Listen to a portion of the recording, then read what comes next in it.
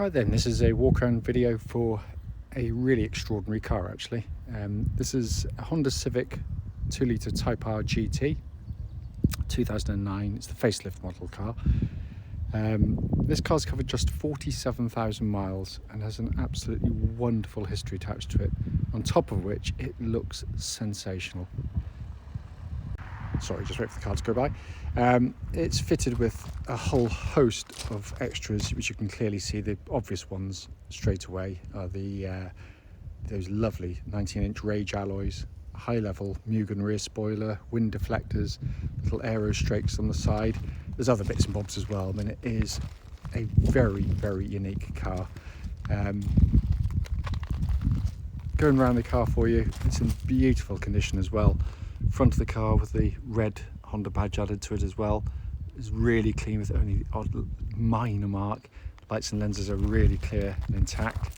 Bonnet is exceptionally good, and that's a rarity for Type Rs. It's got a few incredibly light stone chips, but nothing you wouldn't expect or you'd expect to see on this age car. But it is sensational looking. Near side absolutely smooth in the panels. Near side front alloy absolutely immaculate. Vented discs on the car as well. Panel's got a lovely natural gleam to it. We've washed it, not polished it. Near side rear alloy again in beautiful conditions, and there you can see this little, I suppose it's a, what looks like from the later Civics. I think that's gorgeous high level Mugen rear spoiler.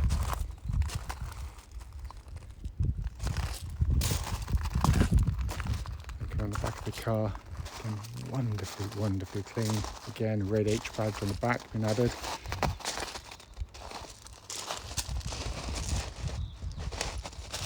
Offside of the vehicle, again, incredibly smooth in the panel work. Offside rear alloy, again, absolutely stunning. The remaining panel work is beautiful. It's a one-off. It's not cheap. It's not intended to be, as you'll know from the advert. But you're going to have to search high and wide to find anything like this anywhere.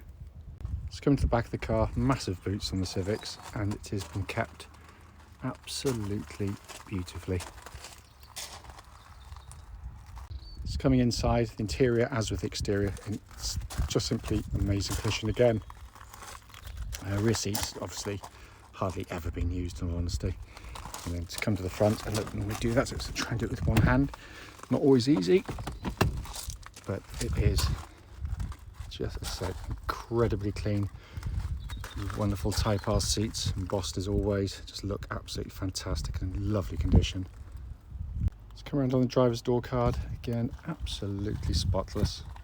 Footwell areas likewise, in beautiful condition. And the driver's seat, again, it's in absolutely amazing condition.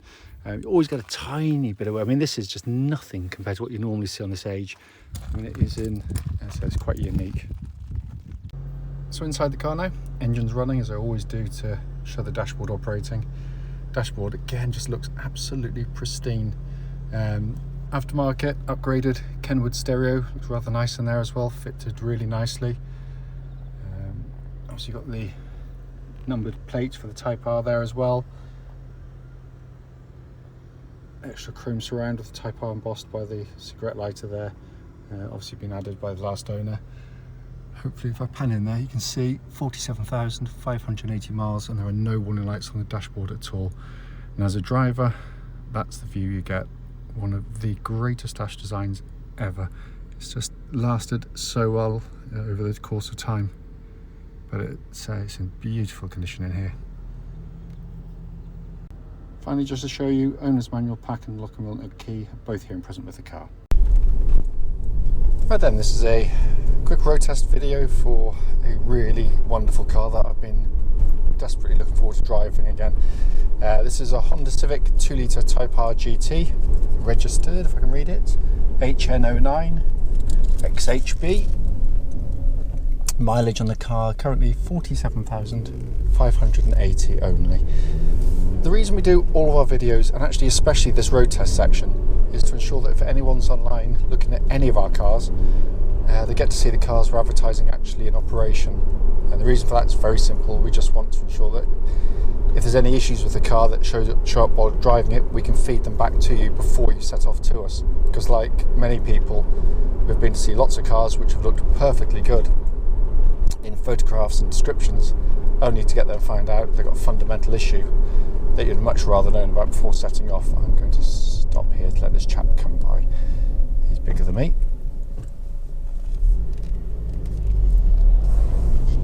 So coming to the car, I mean, you'll hopefully know from the advert, it's been extraordinarily well looked after, inside and out, mechanically, everything about it. It's just a glorious car, and a car I've owned a few of over the years, not for many years, I have to say, and getting back into it rekindles all the things I loved about it.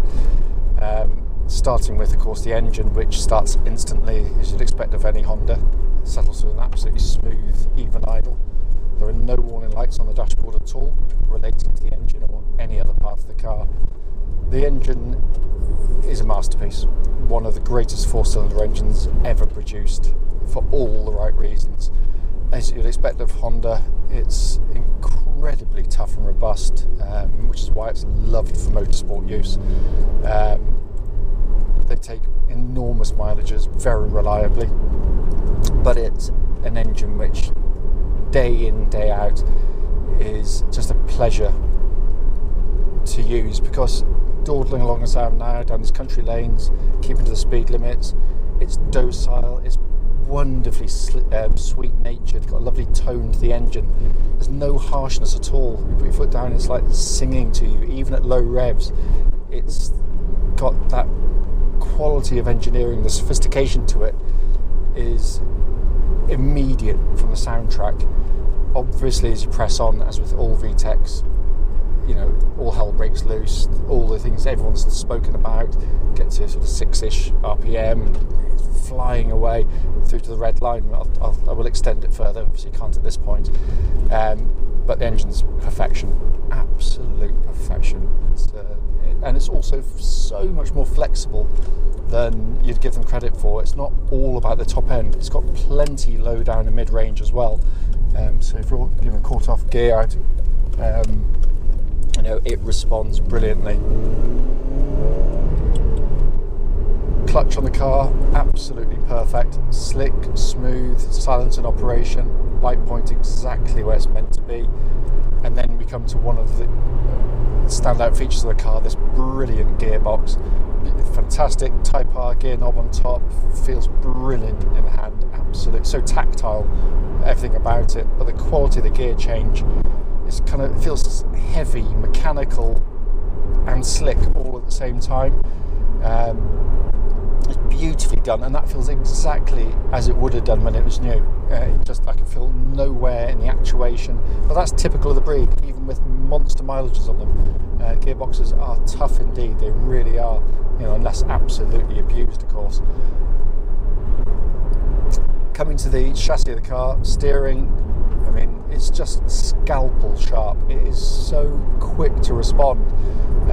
Slightest movement gets the car moving, but not in a nervous way, as so many cars with this type of gearing can be on the steering. This settles brilliantly. You pick your point, it's millimetre perfect in the way you can pick your line. And I've tracked these things and know just how capable they are. The steering, the start of the whole essence of the car, because it makes you feel alive. It makes you want to react to the way the car's reacting in a strange way. Because it'd be useless, in all honesty, having steering that was this good, and then to have a chassis that floundered about and just couldn't keep up with it, and it was all out of sync. Again, there must be something about big lorries today, I don't know why.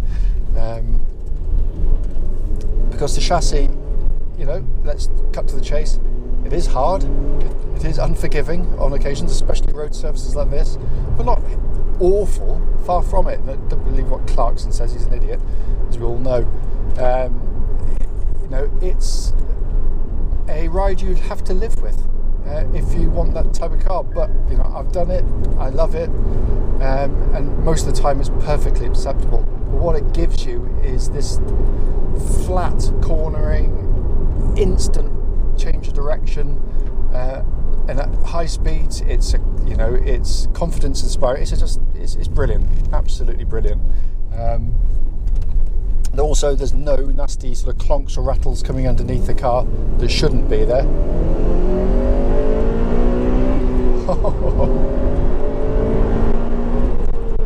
There you are. Just thought I'd give you a little delve into the set. I mean, what an engine. Anyway, come back to the chassis.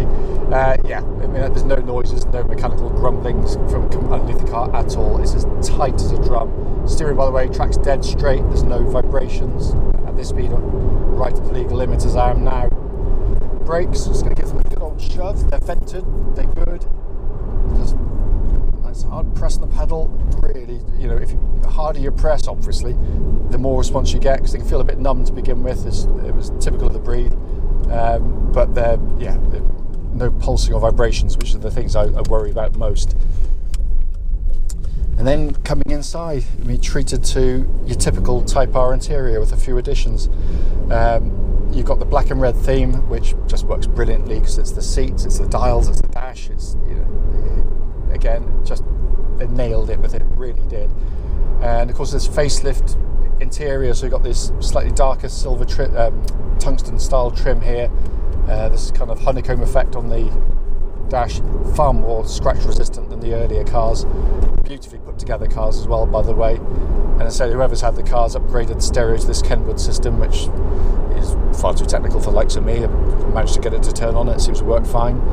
Down below that, it's got all this little Type R detailing. It's just wonderful. And then the whole dash design is simply sensational, and it is a complete Marmite interior. Because as much as I like it, people will absolutely loathe it, but I think that is brilliant design because it's polarizing opinion. It's giving people, you know, you have a thought in it. You can't sit on the fence with it. You either like it or you don't. There's no kind of but the beauty of it is it works. It's genius. It's not just for show, because it looks in my eyes fantastic. You've got the upper deck giving you more the information you're looking at most readily, most obviously your big digital speedo, which means I can look ahead, especially in a car like this, at the road ahead, pedestrians, cyclists, other cars, but keep my eyes on my speed at all time, because you get up to speed so quickly, you know, you very easily break limits. Then down below you've got this wonderful kind of hologram effect, massive rev counter, information display pod in the middle, this lovely red hue glow coming from it, and it looks, and as nerdy as it sounds, it looks sensational at night when you're sat in the car when it's all illuminated. It's an interior genuinely that is, you feel special. Still to this day, you feel special sat in this car, and very few cars actually give you that sense. Most you just get into and they're just another car with another dashboard that looks like pretty much every other dashboard out there. This, you couldn't be in any other car than a Civic, and I think they should be applauded for that. Coming to how things operate, air conditioning pumps out lovely cold air, all the dials, all the gauges, everything working exactly as it should. It's an extraordinary example of a polarizing car, you know, and you know, I completely get that. But if you want one of these, this, you know, there's no two ways about it. It's heading towards modern classic status. You only have to look at cars from 20 years ago, which people kind of ignored almost to some point, and now highly collectible. And this, in this condition, of this mileage, this ownership, certainly sits in that camp. I can't fault it driving it in any way, but as always, if you've got any questions, don't hesitate, do give us a call.